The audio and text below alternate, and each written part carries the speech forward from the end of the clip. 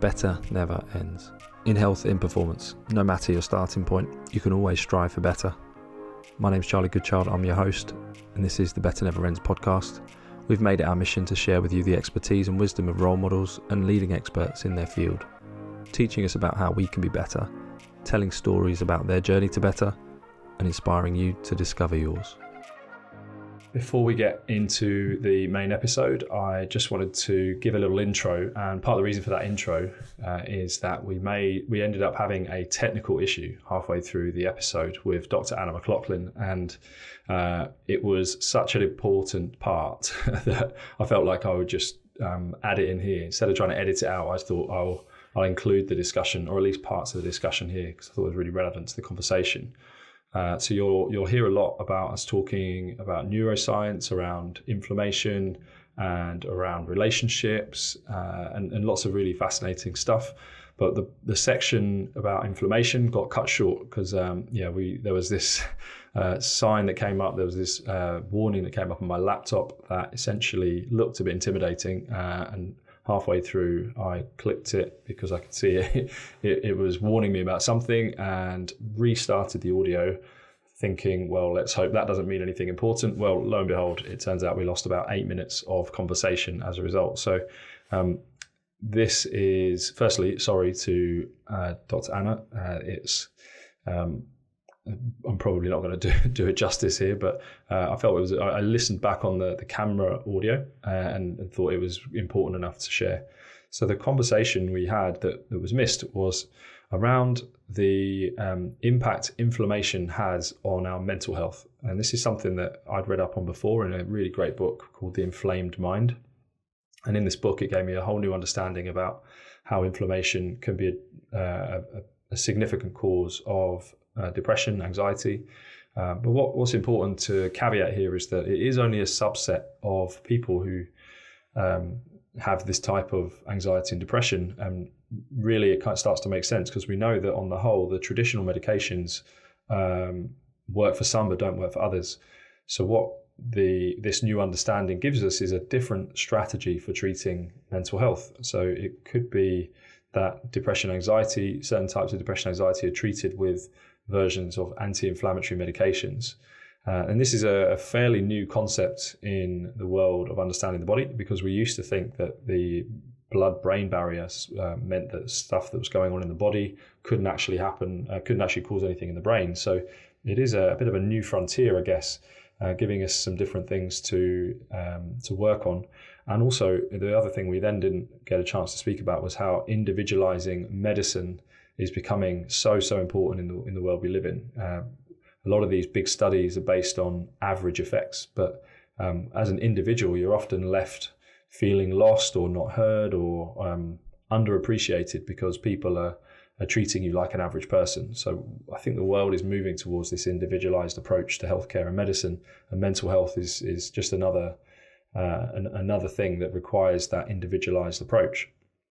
And if you are someone out there, for example, who's struggled with finding effective medications to support your mental health symptoms, then you may be one of those subset of people who have an inflammatory driver. And the other part we then discussed was around how inflammation could be something caused by your choices and your behaviors. And we don't mean that by you choose to have inflammation, but if your environment around you is something that could increase your feelings of anxiety or insecurities or I'm not good enough or things like that, then those thoughts can cause inflammation. Those thoughts can cause feelings of insecurity, and therefore drives inflammation in itself. So it's obviously not a choice that people are making consciously, but actually those over many years, they can start to become really quite toxic, and as a result can lead to inflammation levels within our body. And what we're finding out is how interlinked the inflammation system is with our nervous system. So a nervous system that is sensitized by feelings of insecurity or feelings of not good enough, for example, could easily start upregulating the inflammatory system. So again, this is all very new stuff, and sometimes some people might find that quite surprising or difficult to acknowledge. But yeah, the studies are really showing the link between inflammation and mental health, and as a result, I think what it means is that for me, it's more of a hopeful discussion that there are options for other people out there to improve. So what you'll hear in the podcast are some really great discussions around how you can support your own mental health, how you can use the neuroscience to make choices that enhance your feelings of health, enhance your feelings of happiness, and therefore live that healthy life and feel free of some of those symptoms that can be so damaging and cause so much suffering in our world. So I hope that I do it as much justice as possible, and there's probably a few bits that I missed out. But actually, I really didn't want to leave it completely blank.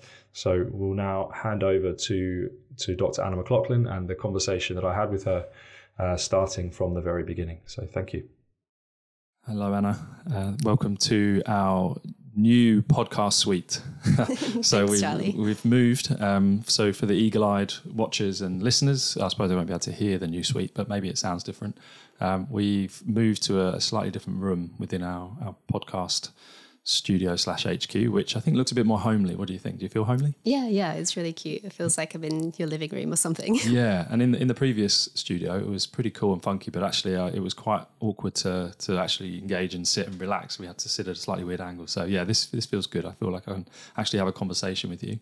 Yeah. And the only thing we're missing is that you get the nice stand and I have to hold my microphone.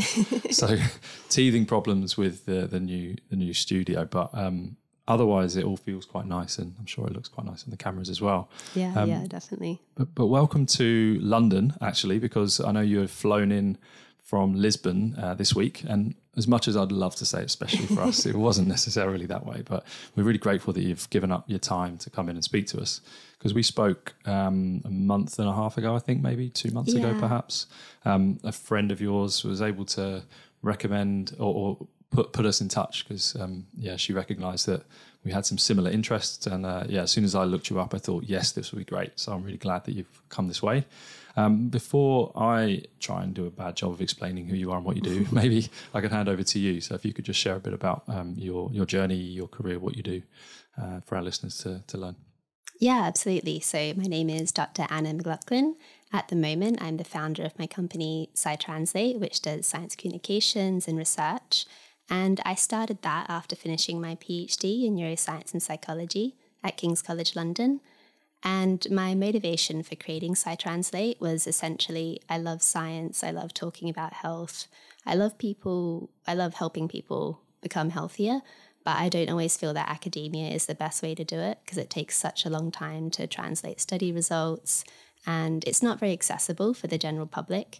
So I really wanted to create Sci-translate as a way of making science accessible and fun and creative and interesting. And I think podcasts are a great way to do that. Thank you. That's what we thought too. And I think that's where our common interests were, is that, we've got a real passion for promoting good health and people who have got good stories about being better and living out their better never end story themselves. And we spoke to a physio recently who had a real passion for being creative and sharing that knowledge as well. And I think more and more people are taking on that challenge of making science a bit more accessible, because something within physiotherapy, and as a physiotherapist I'm well versed in this, is that, as you've suggested there, it takes so long for the scientific findings to be translated into clinical practice and also into the social sphere. So forever talking to people about things that really the science has been backing up for 20 years, but they've never heard of it, or they thought the previous. So I hope that through our efforts we're gonna speed up that translation a little.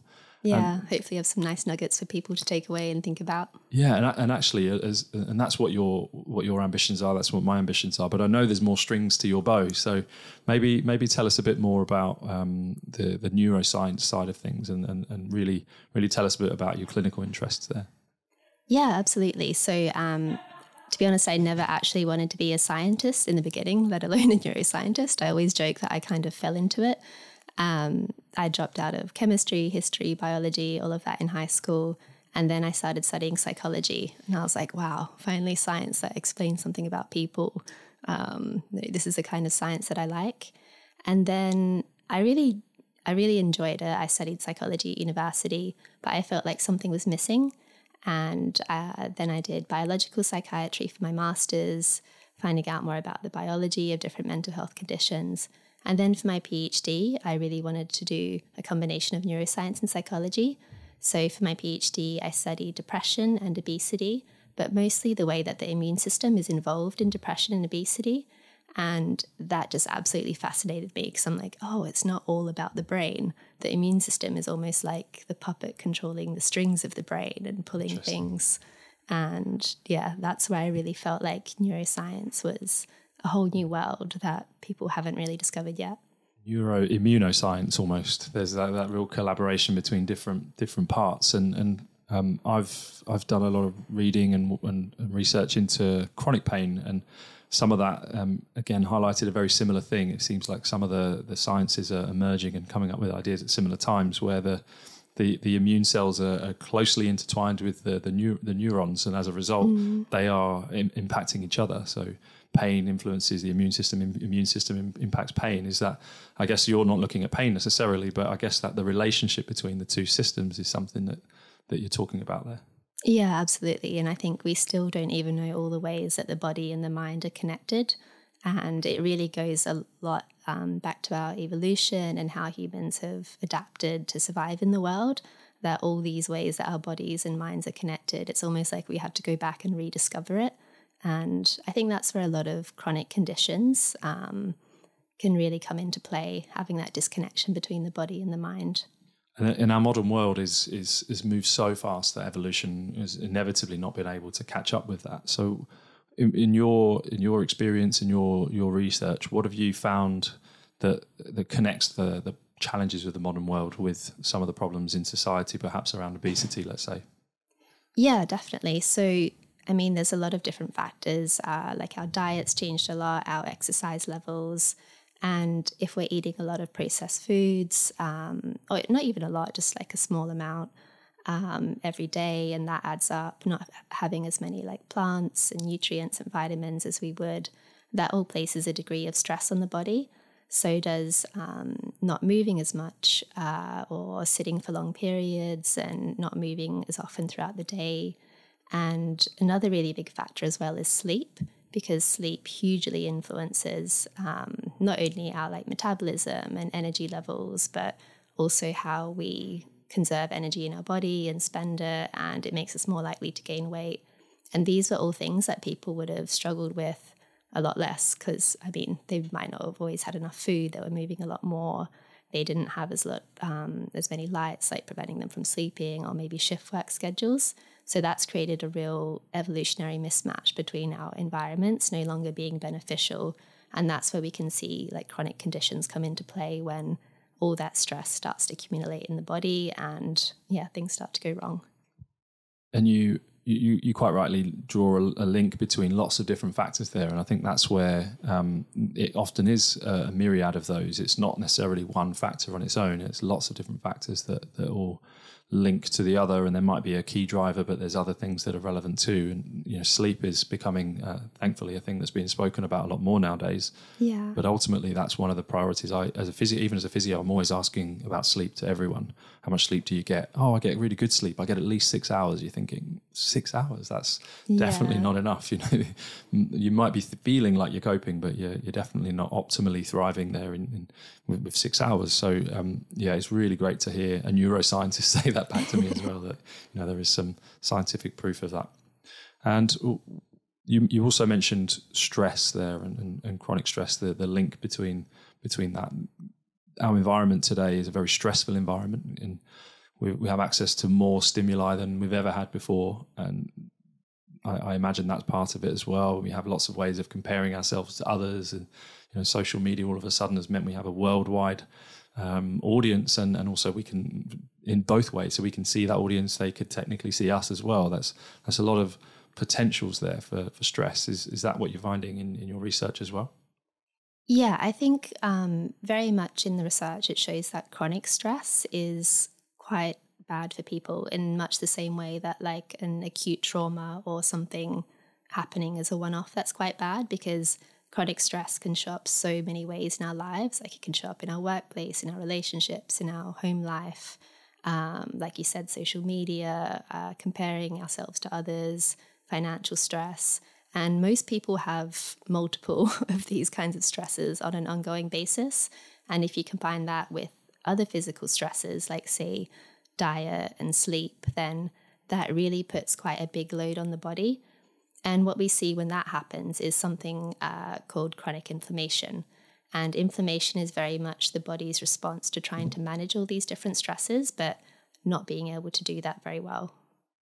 And the inflammation system is then linked to, as you mentioned, is the puppet master of the neurological system. So how does that work out? We'll say, I think first of all, we need to think a little bit more about exactly what inflammation is, because people kind of hear that as a term and they don't really understand it. So inflammation is basically the body's defense against stress. And if you think of your immune system or inflammation as your body's this big city, bustling city, and maybe you have an injury or you stub a toe or you have something, and your body's policemen and firefighters, they rush to the scene, they have sirens on wailing, and that's when you get the redness, warmth, swelling. And it can treat that kind of stress quite quickly usually. But when you have the chronic stress, that's really the inflammation building up in different places. So that's a bit more like maybe low-level crime happening everywhere. Your body goes into an undercover operation trying to put it out, but it's much harder to address that when it's in so many different places in the body. And that's when the damage can build up over time. And yeah, when the damage builds up over time, then the body can't regulate hormones. It can't, help you go to sleep. It can't digest food properly because it's taking so much energy trying to fight this low-level inflammation that it can't put as much energy into just functioning properly. And my understanding goes that it's actually really difficult to lose weight in those situations too, when your body is in such a chronically stressed state. Is that what you find too? So it can really depend. The interesting thing about inflammation and depression is it can kind of go two ways.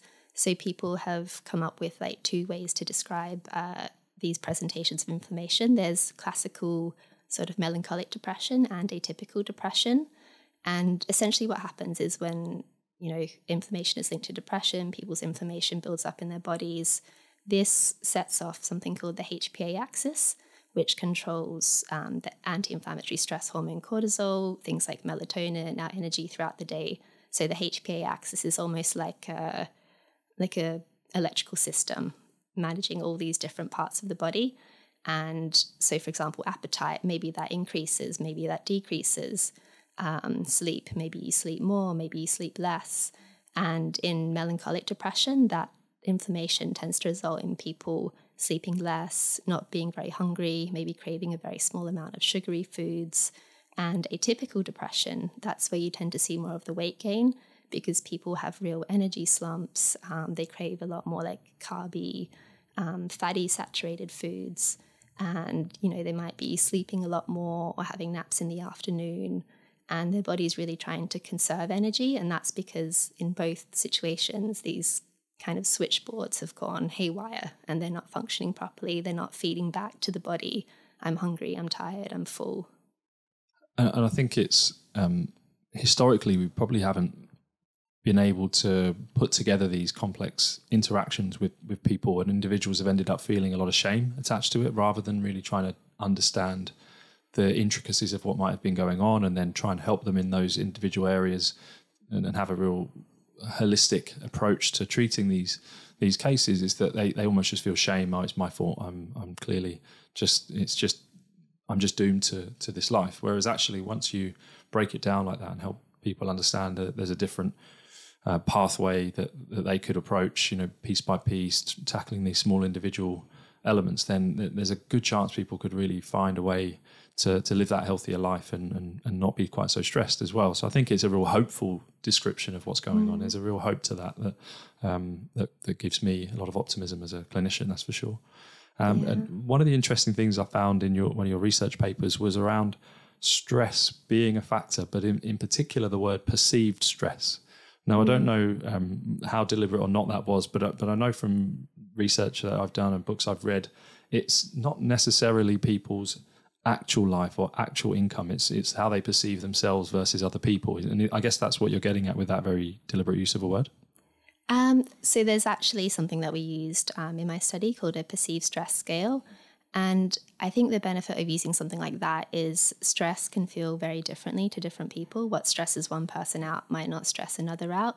So having the perceived stress scale helps to quantify like how much did that affect that person? How bad was it for them? Because, yeah, I mean, you know, someone might not be bothered about putting on a few kilos. For someone else, that might be the end of the world. Someone else might have like a friendship end and they're like, oh, that's okay, I've got lots of other friends. For someone else, it might be devastating. So it's very hard to always objectively quantify that, as well as compare the effect it has on people, unless you take into account how they perceived it. And other things as well, like the amount of social support they have when they go through stress can affect how badly they perceive that stress. If it's happened to them before and if they have a trauma related to it, then it can affect them a lot more. So I think it's really important to try and take into account individual differences.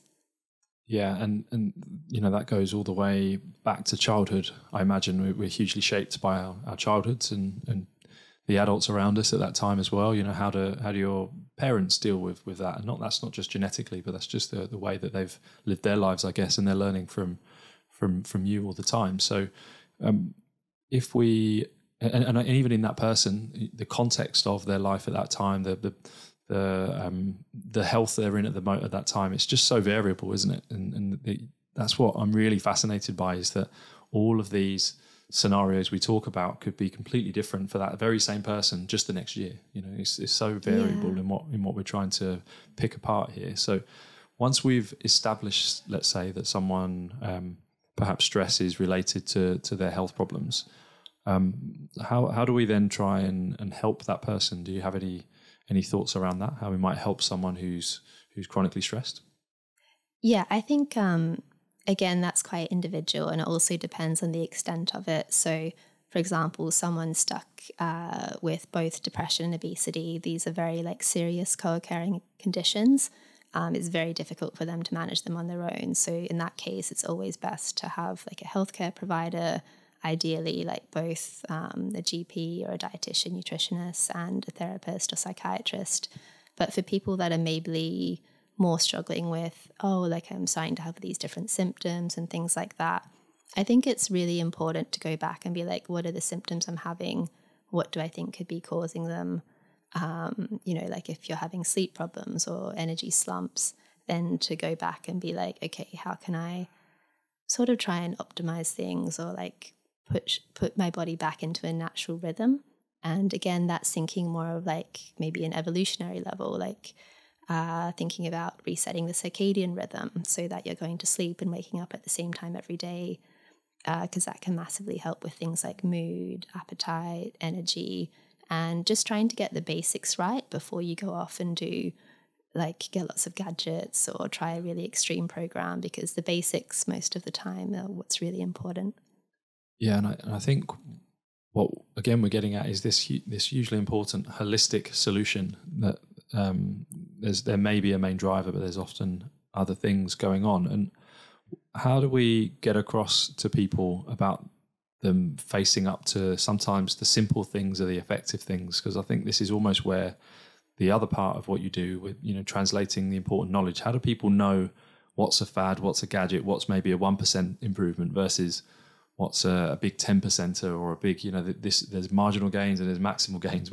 How does someone know for them that the key problem is this, for example? What do you think about that? So, for example, like figuring out what strategy is best. I think it's, people love learning by like, what improvement can I see, or what are like the numbers? So starting off with a baseline of, say you're struggling with sleep, like this is how many hours of sleep I'm getting a night. This is how I feel after. What can I do to improve it? And where am I going wrong? Like, am I struggling to get to bed on time? Am I thinking a lot when I go to bed? Am I scrolling TikTok after I get into bed? And being like, okay, so what's like the easiest way I can address this to get the biggest gain? Is it by not taking my phone to bed with me? Maybe then I get like another hour of sleep, instead of being like, I'm going to download a sleep app and do like this huge sleep ritual with 10 steps and journaling and things like that, because you've got to think like, what's the easiest thing I can do that I'll enjoy the most to get the biggest gain from? And it can be quite tempting to be like, oh, I'm going to overhaul my whole routine to do that. But often those changes don't work in the long term. And then you get just more, I don't know, disappointed in yourself and struggling. Yeah. So I guess the key message there is to one main change at a time, and to try and identify the key change. You know, when you change this thing, do you feel better? And if you don't feel better, is there another change that might be more appropriate for this phase? And I think for some people as well, something I've tried is what's the easiest thing to change first that's going to have some benefit? It may not be the main thing, but just to get some success early with well, let's try and change something and get success. I think that's often quite a helpful thing. Yeah. Because it can have like a snowball effect of like, oh, I've got this, now I can add something else, or it wasn't as hard, or I set myself a small goal, now I can set myself a bigger one, and moving through things progressively is really important. And what advice would you give to someone who's stuck? Who's stuck? Yeah, who's stuck. They've tried a few things. Maybe and I've definitely heard these in clinic before. I've tried everything.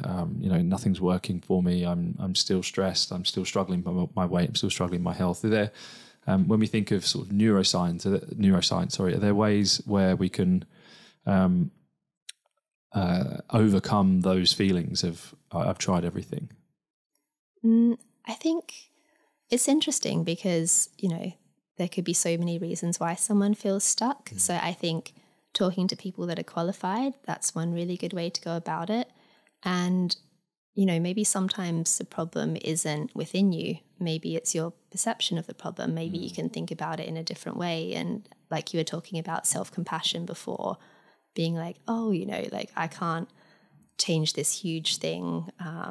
That's really difficult for me. Like say someone is a shift worker, and because they're a shift worker, that's causing them to gain weight, they feel more lethargic, it's causing so many other problems, but they might not be able to realistically change their shift work pattern because they need that job. So then it's thinking like, okay, what can I do to kind of counteract that? What kind of other healthy strategies can I bring into play to counter effect, the negative effect of shift work on my life? So it starts with self-love and starts with being kind to yourself almost. And once you've got that, you can maybe start with something a bit smaller, because maybe in those cases they've tried something big and they've not been able to keep it up because they've got this shift work, because they've got this busy job, stressful family, and accepting that maybe, there's going to be a period of time where they are struggling, for example. Yeah. And asking for support from people around them, and just not having this like blame directed on them. Like, I can't get it right. Everything I try doesn't work. But being like, okay, these things haven't worked, so something else will. At least I know what don't works for me. And I mean, it can be really hard to do it when you're in that moment, but just trying to shift perspective, not put the blame on yourself, and have a bit of compassion for what you're going through. That's often the first step to maybe finding another solution. Historically, mental health, depression has been something that's treated with medications. I wondered if you could give a bit of advice around, or even some thoughts around the different types of medication used, and how might someone know if their mental health symptoms need medicating, for example? Yeah, sure. So definitely always speak to a doctor about medication. That's not something that I can give advice on. There are lots of antidepressants used for depression to treat it. Interestingly, some researchers show that some of them seem to have some anti-inflammatory effects, and there's been a lot of new studies underway to see if treating people with an anti-inflammatory alongside the antidepressant can actually decrease symptoms more. So that research is still very much in early stages. There's also studies going on where people are sort of stratified by how much inflammation they have in their blood, and the ones with more inflammation are given an anti-inflammatory treatment to see if that will also help decrease their depressive symptoms. And in general, the field is moving to a much more personalized medicine level, where seeing, what kind of biological markers or symptoms someone has, they can choose the best treatment for them, so that someone isn't trying multiple medications over years without having something work. I think this is where the world of health and medicine is going, is individualizing healthcare, full stop. And it's great that I'm speaking to so many different people about different versions of this nowadays. And clearly, this is just another extension of that. And testing is a part of that for sure. And at the moment, some things are really easy to test, other things are harder to test. But it seems like that's the way we're going to do it.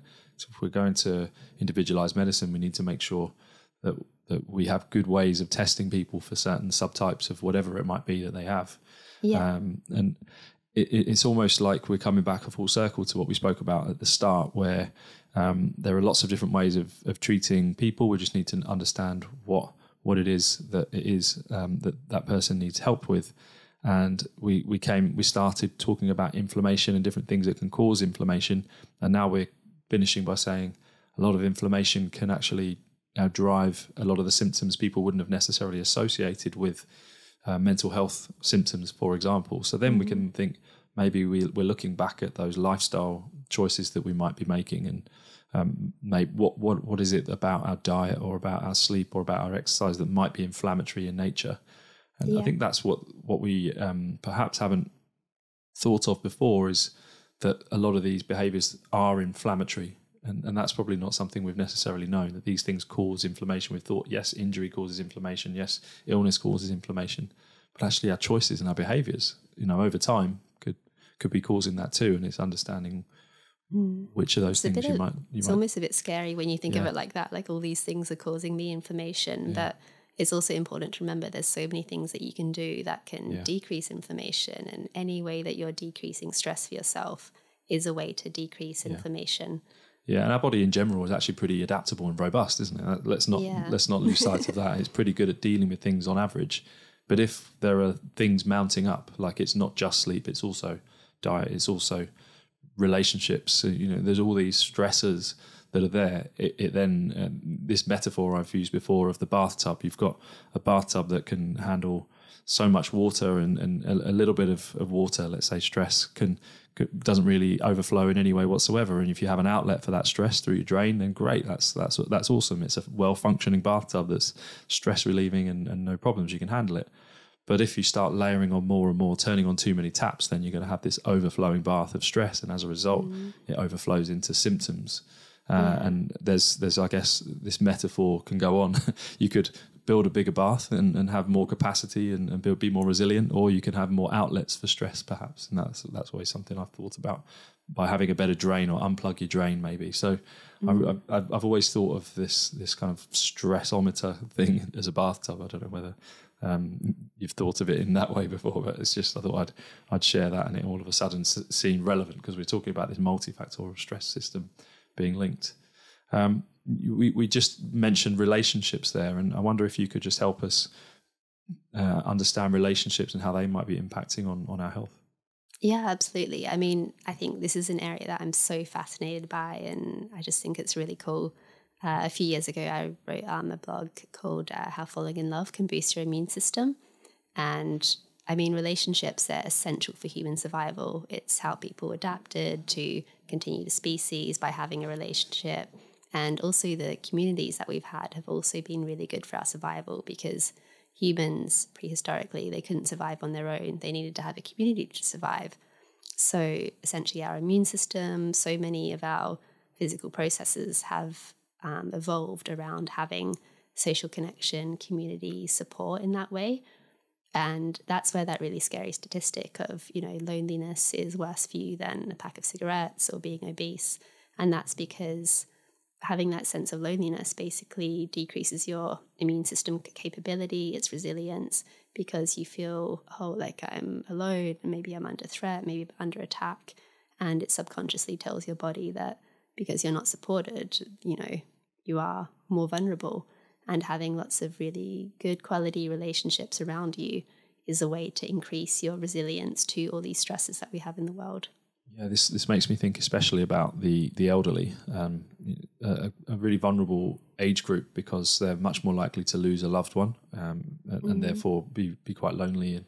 And also, I think in our society, we don't always look after our elderly as well. So that means that they are even more likely to feel those symptoms of loneliness. And yeah, there's a once we understand that, perhaps there's more empathy for that age group. I think that's, conversations create empathy. Hopefully that's what we're doing. Yeah. But it certainly makes me think of the elderly people in my life and the importance about staying in contact and making sure they don't feel that loneliness. To save, hopefully, really to save their lives. Yeah. So we could all be a lifesaver. Is that what we're saying? So just make sure we're staying in touch with those people who we might identify as being potentially lonely. Yeah, definitely. It's always good to focus on relationships that are quite meaningful. You don't want to focus on having lots of very superficial relationships that drain you. But yeah, definitely the meaningful ones. And yeah, taking the time to really connect with someone, not sitting there scrolling on your phone while you're trying to have a catch up.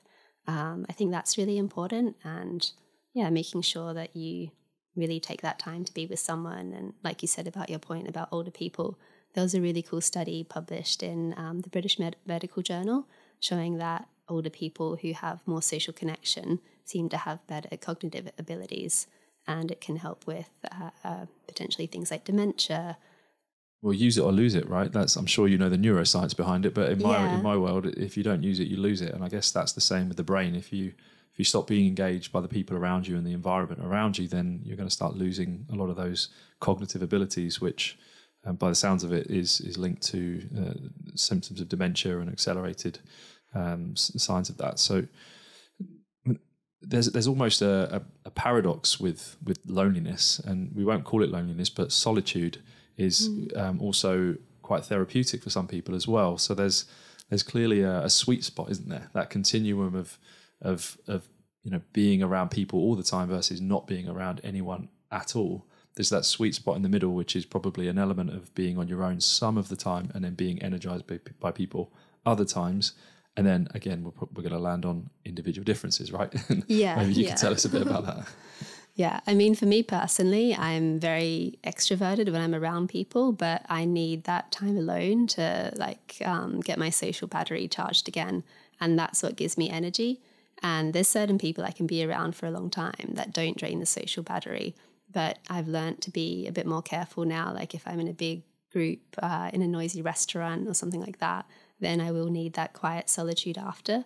But I also don't seem to function very well when I'm just on my own for too much of the time. And COVID and remote working taught me that I do need to have that social connection every day to, feel like myself. I've read a wonderful book recently called Quiet by Susan Cain, I think it is. I can't remember the exact name of the author, but it was a really good book. I've always thought of myself internally as an introvert. That's the way I feel. And I remember growing up as a child quite shy, but quite quickly recognized the value in being extroverted in our society and the value that comes with being social and being able to talk to people, talk to adults and be in groups. But really, if you ask me what I'd prefer to do, I'd prefer to be on my own and sit at home and be in solitude. That'd be great for me. It'd be a lovely afternoon watching cricket perhaps for hours on end. That'd be lovely. So I've sort of, what I read about in that book was this concept of pseudo extroversion that you put on, and it when it's well practiced, it's just as much a part of you as any other part of you. But it's not necessarily your natural type. It's just something that you've learned. It's a skill that I've learned, and that's definitely what I've started to recognize now. Is when I spend too much time around people, I really crave that downtime, and being away with my family and another family and some children was unbelievably enjoyable and exciting and fun, and also incredibly draining and exhausting. And I needed a bit of time on my own, or I would have. And now I've decided that's what I do. I probably need a day or two to recover from those really lovely, magical family holidays, which is something that nowadays I feel I can give that to myself. I can be kind to myself, recognize my own preferences and needs as a human, rather than thinking, I just need to be around everyone all the time to keep giving to everyone else. So yeah, it's interesting that we've kind of come to this concept of loneliness, solitude, being social as well. And yeah, it's just understanding your own type, right?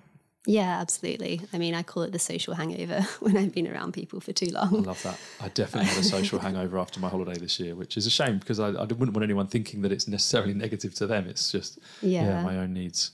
Yeah. And I know you mentioned before we spoke that another one of your passions is around ADHD, and I wonder if you could tell people about your journey with ADHD and your learnings around that. Yeah, absolutely. I think that's one of the things that's taught me the most about having to learn about yourself and develop self-compassion, because 3 months before I finished my PhD, I ended up getting diagnosed with ADHD. So I technically have a PhD ADHD, I like to say. I love that. And yeah, I mean, it was something that I never thought I would have, because even though I studied psychology, it was always like, oh, ADHD, like it's mostly boys that have that. It means you can't focus. And I always said, well, my problem is that I focus too much and sometimes on the wrong things. Hyperfocus, is that the terminology? Yeah, absolutely. Yeah. But I mean, not really on like admin or like finances or anything like that. But because I could hyperfocus and to such an extent, I just thought ADHD didn't apply to me. So finding out that I had it was such a huge revelation. And obviously it was quite a difficult period because I was trying to write my thesis and it was a pandemic. And I was like, oh, I need to learn about myself again. I don't know who I am. And over the last few years, like the process of setting up my company, instead of staying working for someone else, has been really helpful to see like, oh, okay, so like some days I can work 10 hours, some days I can work 2 hours. And that's okay, because that's just how my energy level goes. That's how my creativity goes. But it's taught me that I can't work in an office where it's like 9 to 5 every day and you have to do that consistently, because my brain just doesn't work like that. I think it's great that we do have those opportunities now in the world where we can choose our destiny. On the whole, it's easier to find something that works for us. And I guess there's a message there to people out there who maybe haven't gone through that journey yet of, if things aren't working for you, then look for something maybe that is more appropriate where possible. Because ultimately the world is built for the average person, and there's really no such thing as the average person. So if you're someone who is on one end of a continuum and actually the environment you're in is based on the other end, then really trying to think about alternatives, right? Yeah, absolutely. And I think that's where understanding yourself comes back to, because you really have to be able to know yourself to be like, this doesn't work for me, but this does. And it takes a certain degree of confidence and ability to be sure of this, to actually have those boundaries, or be like, okay, it doesn't work for me to work for a company, so I'm going to do this. And it's also a privilege to be able to do those things. I definitely wouldn't discount that as part of the process. But yeah, for anyone who's feeling like, I don't know who I am, I'm struggling with all these things, I don't know how I feel, or just struggling with identity, I think trying to learn about yourself, trying to find a community of people you identify with, maybe it's not a health condition, maybe it's a different way of thinking or seeing the world. And finding other people that think or feel like you is one of the most powerful ways to start building your identity and figuring out what you like and what gives you energy and what gives you that spark of joy. I think that's a really lovely note to finish our conversation on. And if someone wants to find out a bit more about your work and a bit more about the things that you do, where would they go? Yeah, absolutely. I've got a website at Sci-translate.com, so SCI-translate.com. So we've got a blog there. We also publish the different research and projects that we're doing, also on LinkedIn and an Instagram coming soon. Very good. We'll definitely promote all of those. And is there anything that we've not spoken about today that you think might be an interesting subject just to finish off on? Maybe something from your PhD or your own self-discovery, anything of interest you think might be good to share? There's a project that I've just finished working on recently, which I absolutely loved. It was for Wellbeing of Women, the women's health charity.